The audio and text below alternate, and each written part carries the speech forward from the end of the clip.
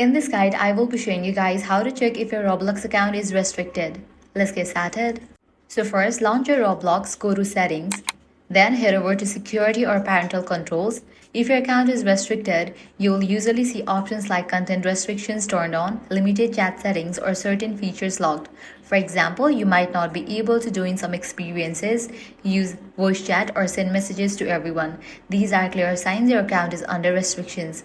Another way to check is by looking at your account info. Go to settings, then account info and check your birth date.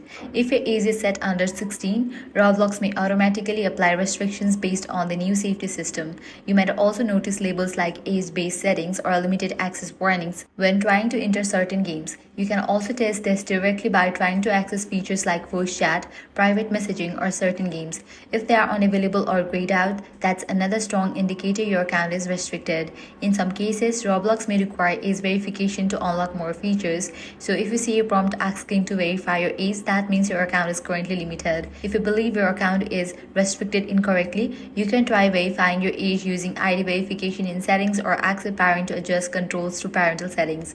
Otherwise, these restrictions are part of Roblox's updated safety system for younger users.